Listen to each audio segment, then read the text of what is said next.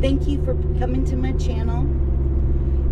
You know, I started this channel because God put it on my heart, and so now He has put on my heart to tell you my life journey. So today I'm going to dash and tell you a little bit about me.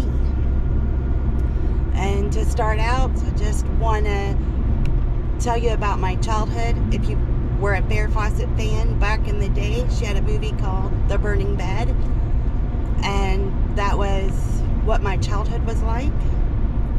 It made, when I watched that movie and to realize, you know, somebody else has experienced that type of life, was life-changing, because I wasn't the only one that was experiencing as a child their parents being violent and having a crazy life. You know, I've slept under a bridge when my mom was at army camp and my father was taking care of me. I've, you know, just moved from place to place, switched schools, watched my mom be beaten all the time. I had to learn how to cook at 6 because my mom would be too beaten up to be able to cook for me.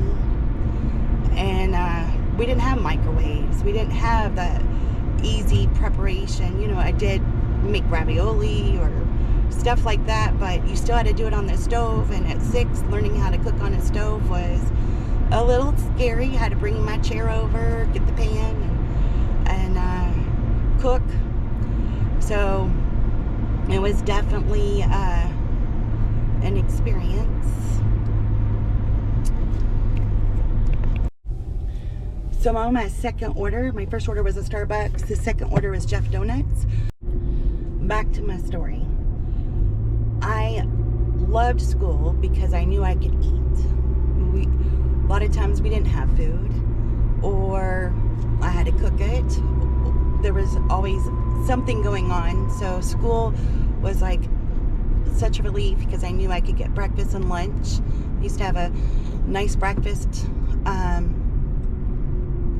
service. I don't know if they still do or not. And then lunch. And so that was why I loved going to school. And then I started excelling in my academics, and I was always teacher's pet. And as an angry child, a lot of times I got into fights, but being a teacher's pet, I got away with a lot of stuff, so that was nice. So school was my escape, so that was good. And then, you know, back in the day, my mom would send me on a bus to go to church on Sundays. I'd get on the little church bus and go to church and learn a lot. So I had that as a refuge as well. So really got to learn about God, and that was good. Education was good. Serves me later in life. Both of those have served me very well. So there was some good basis I started off with. And as life went on, things got pretty rough with no food and not, you know, I've lived in places with no furniture several times. Furniture is just a thing. To get to school, I didn't have an alarm clock. We didn't have furniture or anything. So luckily on the radio, there was a channel and it would say, "Wake your lazy head out of bed," or whatever. And that was my alarm clock. So I always slept with my radio on so I could hear that to wake me up in the mornings. So that was what my childhood was like. Very, very rough. I learned a lot about what it's like to be extremely, extremely poor.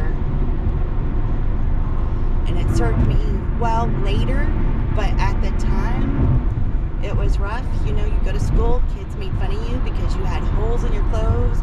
My shoes weren't fit to be worn. You know, the whole bottoms would be flapping.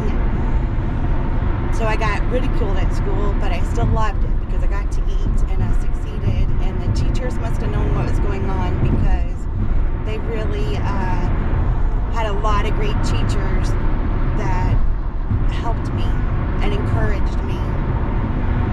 And I was very blessed with so many of my educators. Alright, so fast forwarding many years, how did we escape? Escaping an abusive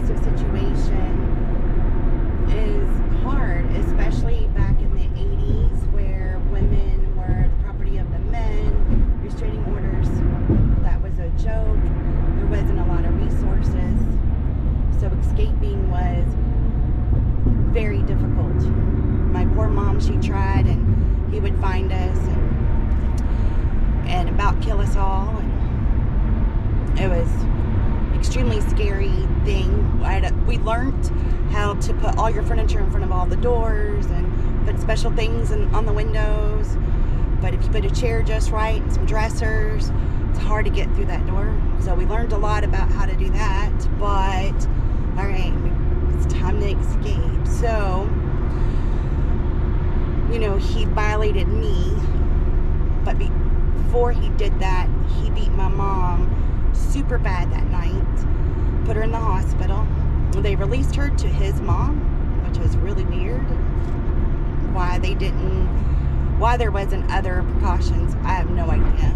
But they released her to his mom after she was in the hospital with a concussion and pretty beaten up.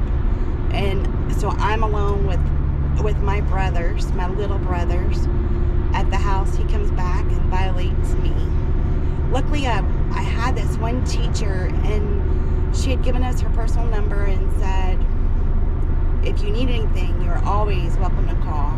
So while my mom was in the hospital, I had called her and told her I was scared, and she said, come see me in the morning. So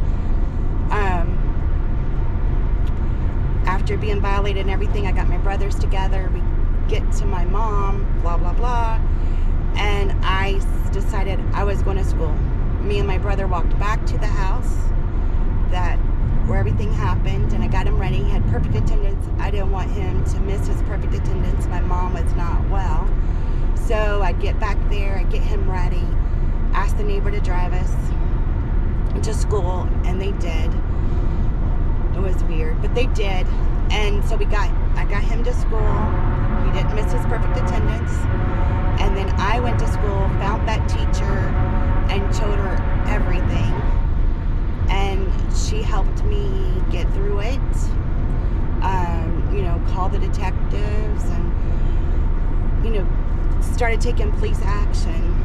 So, again, I had some great educators that really had my back. So that allowed us to escape. My mom didn't believe in divorce, and she didn't know how to get out of the situation. So this made it where now, the police, he's wanted by the police, so he's not going to come around us because, they don't like jail. So that was good. We were able to escape. Yes, I had to go through that horrible experience, but we escaped a bad situation. My little brothers didn't have to experience the childhood I had to experience. At the moment, I didn't understand it, but now I understand. I was able to rescue them from those terrible experiences. So you have to find the silver lining, and that's definitely the silver lining, is we escaped the violence, and my brothers didn't have to experience any of those not much of that crazy stuff because they were so young. Alright, just got an Aldi's order on my way. So we escaped. Things are starting to calm down. I get very depressed, and I've involved the police from the incident. So now I'm being court ordered to go to therapy. So I have all that kind of therapies, group therapies, personal therapy. Unfortunately, though, that wasn't always the right answer. So the group therapy session says it is important to rebuild the family, and the accusers and the perpetrators need to get together, and we're going to all have a picnic with all the accusers and all the perpetrators. And mine wasn't around because wanted by the police, was on the run. But I was going to be ordered to go to this picnic, me, my mom, and my brothers, with all these perpetrators. I go home, I'm flipping out. I tell my mom I can't do it, I don't want to go. I mean, why would they even think that was appropriate? Is beyond me. They felt like it was important to put these families back together, and you know, the goal was to get the perpetrator back in the home and have the nuclear family. Beyond me. My mom, being the strong woman she is, fought it, and we were able to get a court order to where my pastor, what became my therapist. He had his doctorate. Good man. He's the one that married my husband and I, and preached to us many years, and so we were able to switch to our preacher, and that was a lifesaver. I probably would have, I don't know what I would have done if I had to go to that picnic. It still terrifies me, the whole thought of it. You know, I sit in this group, and I hear these other individual stories about what happened in their house, and now you want me to go meet the people that tortured, you know, my fellow group members. So definitely have a bad taste about therapy. You know, later in life I did find a good therapist here or there, but for the most part that has terrified me to go to therapy. Definitely. I just dropped off that Aldi's. Alright, back to the story. So, going to therapy, told you about that, and somewhere along the line, I ended up in the hospital for a couple of weeks due to the violation against my body, and I also had, as a young child, a family member had violated me as well. I'm in the hospital for a couple of weeks, really having some issues where at the end of those 2 weeks they tell me, you'll never be able to have children. You're just so damaged. So I fall into a deeper depression, and they send me to an adolescent wing of a mental hospital nearby. I'm there for a couple of months. Learned a lot about coping mechanisms, and just kind of relearning some basic skills that I never really either relearned or developed while I was there. So it was good for me to start learning how to think for myself, how to start coping with disappointments and challenges that come in your life. So it definitely was worth those couple of months for me to get that. Unfortunately, they decided to send me off to foster care afterwards. So I was in foster care for a couple of months, and in my science class, I went to a new school, and in my science class, here sat this guy behind me that later became my husband. So we start dating, blah, blah, blah. And so on my 15th birthday, he asked me to be his girlfriend. And he had his own issues, so we decided, you know, let's have a baby. But, you know, I can't have babies. But sure enough, I finally get pregnant. Or I got pregnant, I don't know. Anyway, so I have a baby. She comes, she was a miracle. I call her my miracle baby because I wasn't supposed to have kids, right? And shortly after she was born, I had some massive issues again. Went back to the doctor. They said, you need an emergency hysterectomy. You know, it's done. So they scheduled it for the next week because of the situation that I was in. The next day, my husband goes to work, finds out they're closing the doors. As of Friday, he has no job or no insurance. So I called the doctor and said, hey, if we're going to do this, we got to do this now because as of Monday, we have no insurance. He has no job. And the doctor says, don't call me, I'll call you, kind of thing. And I'm like, but I thought it was an emergency. So whatever. Some time goes by. I have no cycles and I have a problem. Sure enough, I'm pregnant again. all right, have that baby, no issues, things are doing fine. A couple years later, here comes baby number 3. So great. Then she's born. I have all girls. She's born, and my issues intensified a million times. And so they put me on a hormone treatment, and I can't even walk to the through the grocery store because it was the pain was so intense. So after the hormone treatments, I had to do that for 6 months. It was a little better. All right, still going back to the doctors, and they said, okay, it's time for you to have that hysterectomy. The hormone treatment did as much as it could. So made my appointment to go to the surgeon to get that taken care of. And sure enough, I'm pregnant with my 4th baby. I had asked in the whole process, I said, do I need like birth control, or what do I need? And they said, nothing works. Drive northwest. It doesn't even matter. It just doesn't work.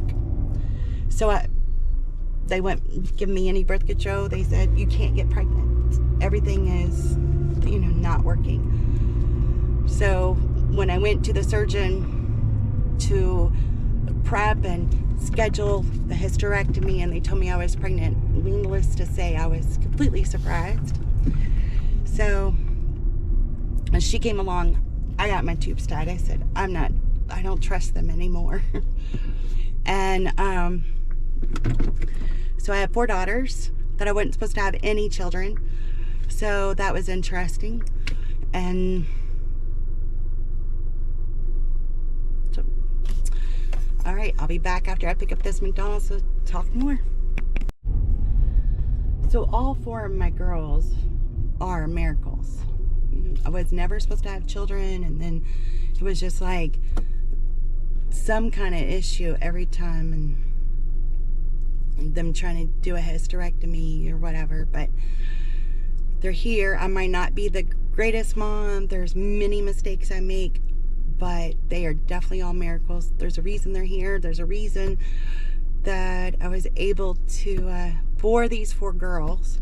So it's pretty interesting, and I'm excited to have them. I appreciate them, and all I could do is try to be a better mom every day. That's the best I can do. And I hate that I made so many mistakes, but with my childhood, I did better than I received, but there was still many more areas I could have been better at. So I love them with all my heart. I die for them any day. I am glad I'm telling you this while I'm door dashing. Otherwise, I'd be crying. This is a very hard video to make, for sure. Alright, to backtrack a little bit. So, I had my first baby when I turned 16. And then I had my second baby when I was almost 18. Graduated high school with 2 babies. All A's but 1. It was like a C in English. It's a long paper I had to do. And so, anyway, so for my 18th birthday, we bought our first house. We had to wait. We had everything in order, but we had to wait until I turned 18 to sign any paperwork, which is weird and crazy, but that's how it worked. And so we have the new house. We had it built. It's farmers' home loans, and it's according to your income. And if you are in a rural area and you're looking to buy a house, definitely check out that program. Got us on our feet and allowed us to become a homeowner. So that is a great program. You do have to show your income, but it is a great program. It got us started, and when we sold it, we made a good profit. So definitely check that out. So then we got a car, a newer car. So here we have the newer house, or the new house, newer car. Things are looking good for us. Have the 3rd baby. everything's going well. My husband has a good job. And then my daughter gets sick, my oldest daughter. And this was during the Clinton era. And it was before FEMLA was law. FEMLA made law like the next year. So she gets sick. She's in the hospital. The other kids have issues. My husband has to take 2 weeks off work because of all these issues. He loses his job. So he went from making good money to not having any money. And we have this house and this car and 3 children, and we're young. And so, of course, he immediately gets another job. But he goes down to minimum wage. How are we going to keep up with everything and survive, and going from good money to minimum wage? And so I prayed to God and said, you gave me these children, which I wasn't technically supposed to have, but I have them, and that's my job. You gave that to me. So I'm not going to worry about the money. I'm just going to raise my kids. And I gave it completely to God, let all that go. The next day I went out to the mailbox. There's a $550 check. You're talking the 90s, so $550 was a lot of money. Somehow, I guess my husband had accumulated vacation, sick leave. I don't remember. I think it was vacation time. And they had, I guess, finally closed his records and sent us that check. I'm like, oh, thank goodness. The next day I go out to the mailbox and there's a check from his long lost sister for like $300 or $350 or $300 something. And it was like fun to go out to the mailbox.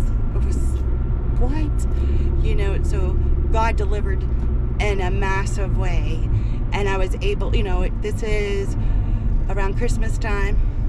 So I was able to pay bills, buy groceries, and buy them a little bit of Christmas. Luckily, they were young enough. I just went to Big Lots, got some cheap presents, but they loved it.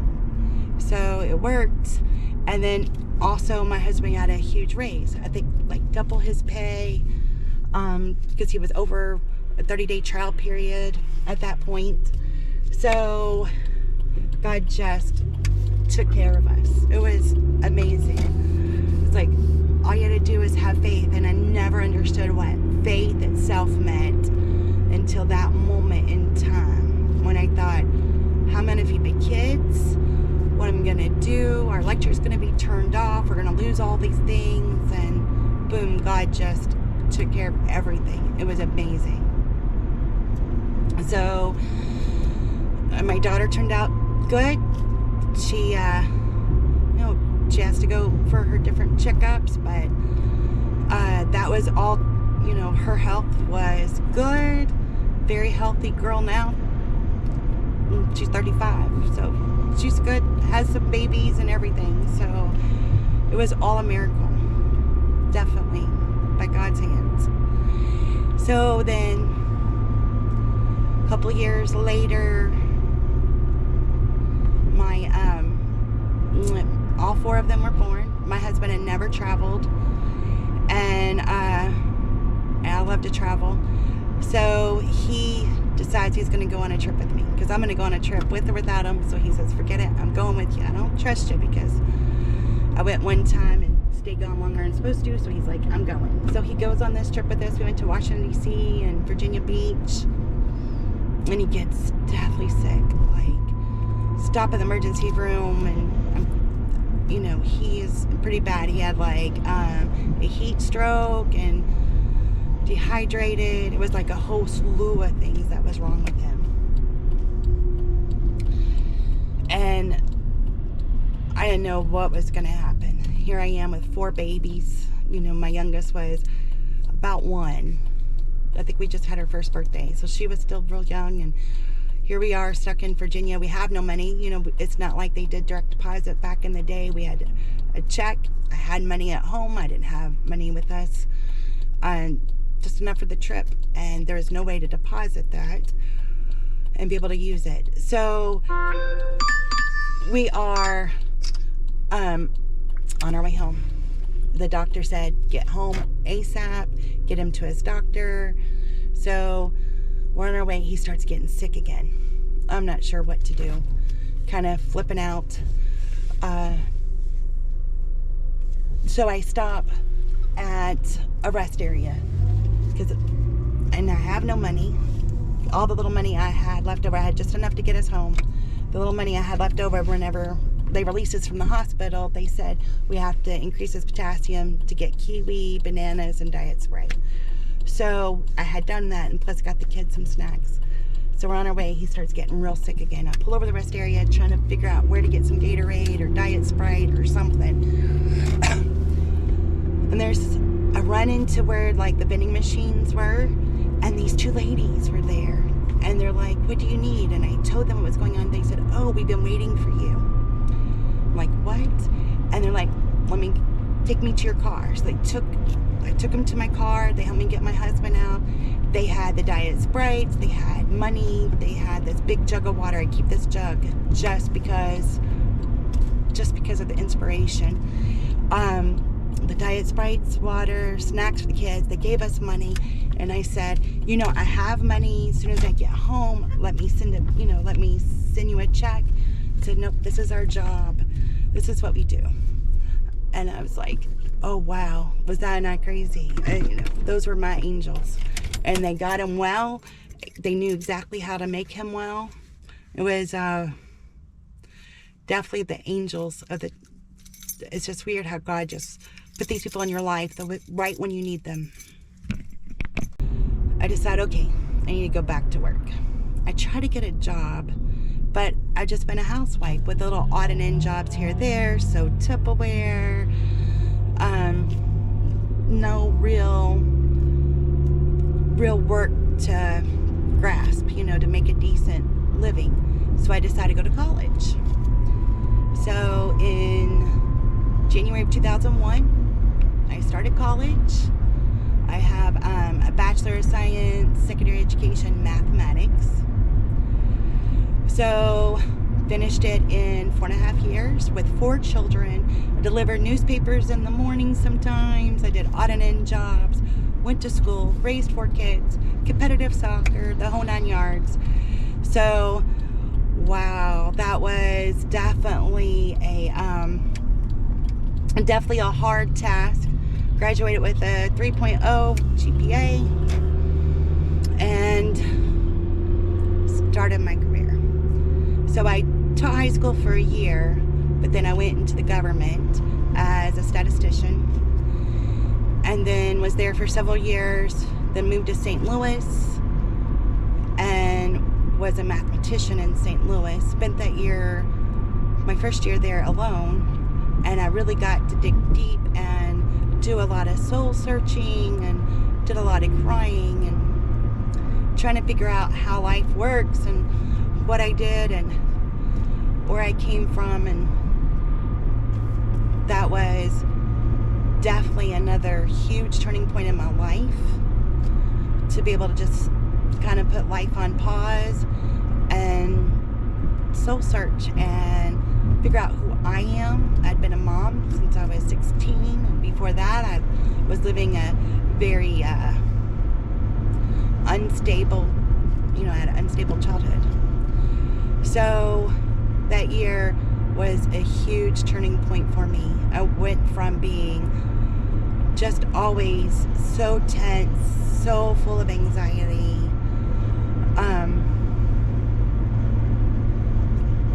non-stop going, to stopping, reflection, taking a deep breath, being able to really find out who I was. And then the following year my husband joined me, and it was just me and him for a year, and we got to reconnect, rebuild our relationship, and kind of just get to know each other all over again, almost like dating. I've been doing all the other stuff, and now we get to just be me and him. So get ready to drop off this Dunkin' Donuts, and we'll continue the story in a minute.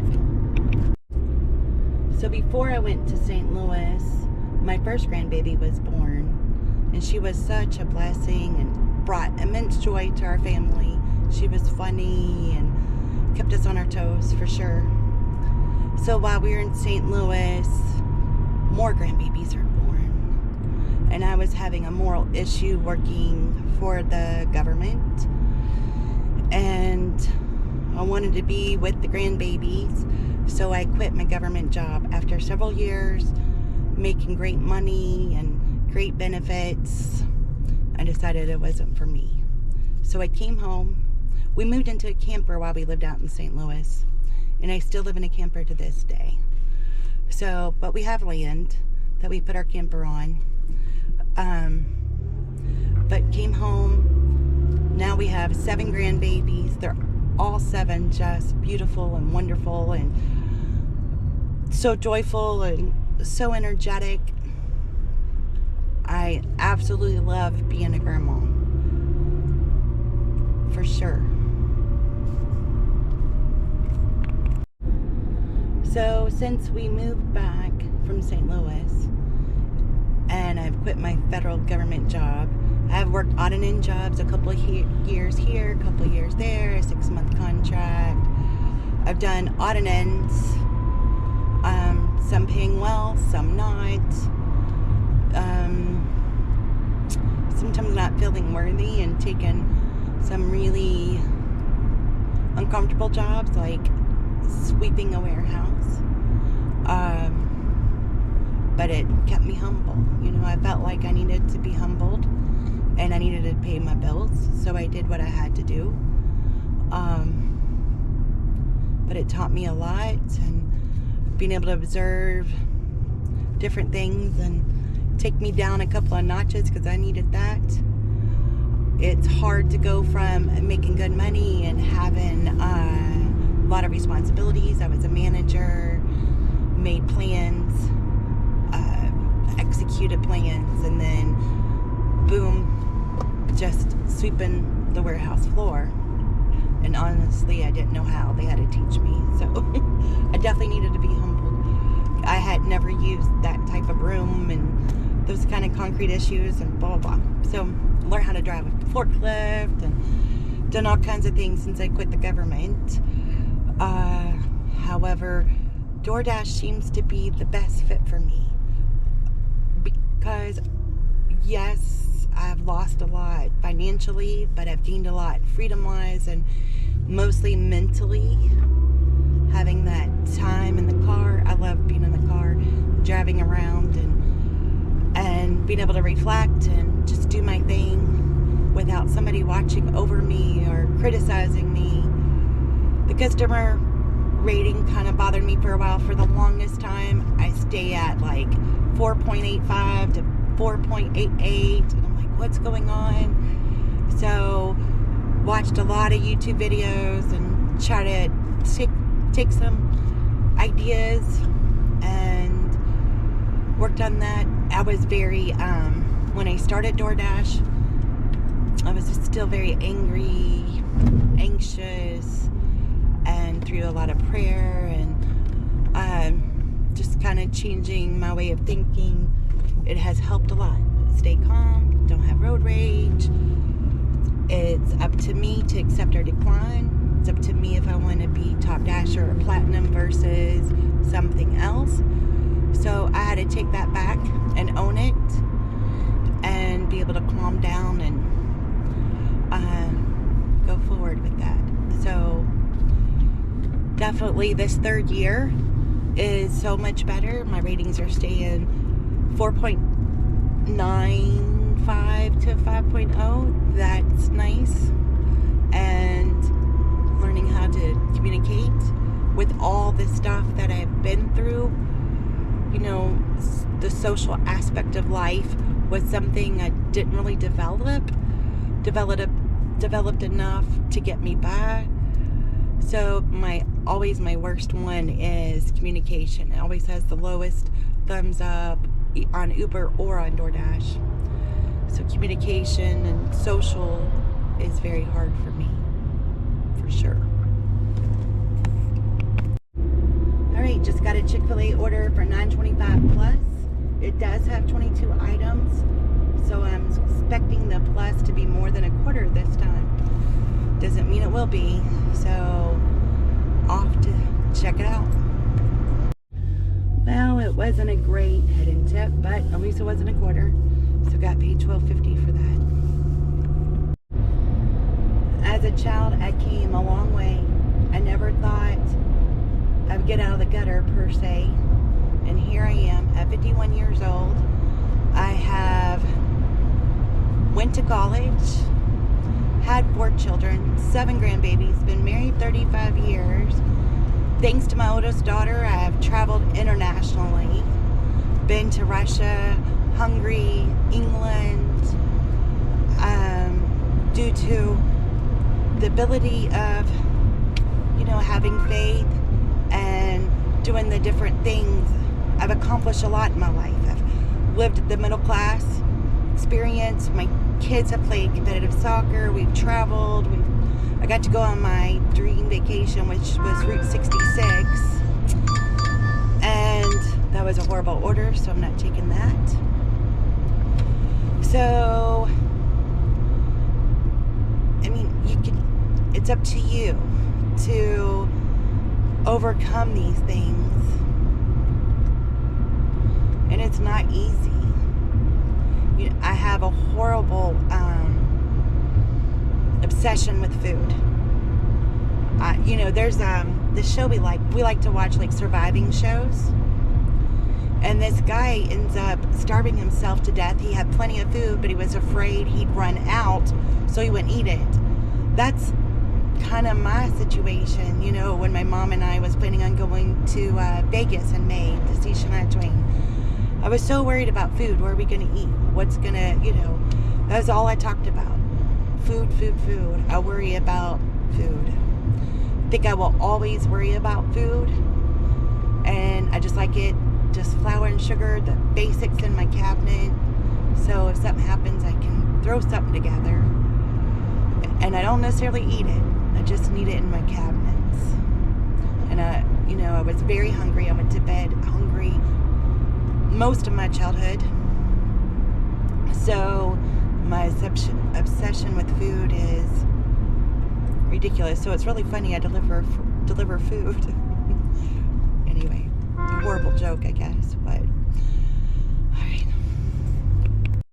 all right, just picked up Qdoba. They gave a free drink away, so that's nice. Have you gotten anything free when you pick up from a restaurant?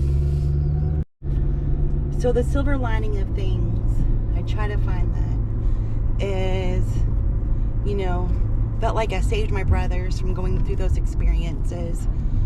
I learned how to survive on nothing. Everything's going to be okay. No matter what you go through, you're still going to wake up the next morning, for the most part, You just got to keep going and keep going. Make a goal. That's probably why I'm so goal-oriented, want to make $150 a day, because if I don't have a goal, I don't know what to work for, and that was been very important in my life, going to college, having kids. Sometimes my goal was just take a shower for the day. I had to start small. Can I get out of bed, take a shower, and get dressed? Sometimes that's all my goal was. And then you add a little bit more and a little bit more to it. So every day a different goal, that.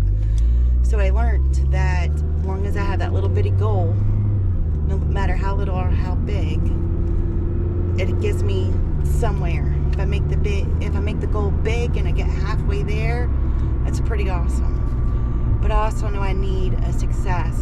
So my goal, of course, is every day would be nice to make $200 every day. But if I get to 150, I feel accomplished and I'm okay.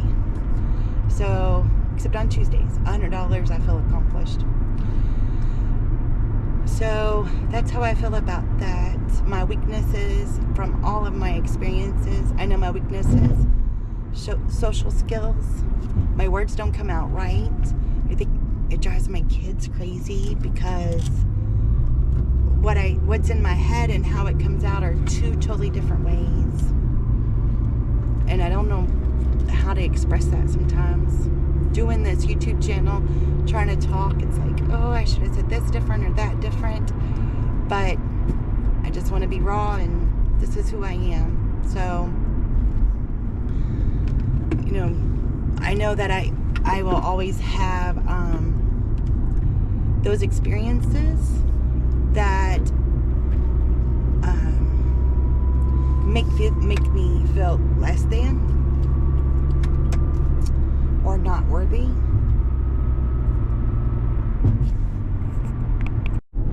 On my way to deliver this Zaxby's order, but I was just thinking, I'm probably not going to be able to edit these clips like I would like to, because it's a hard subject for me to talk about, and I don't talk about this stuff.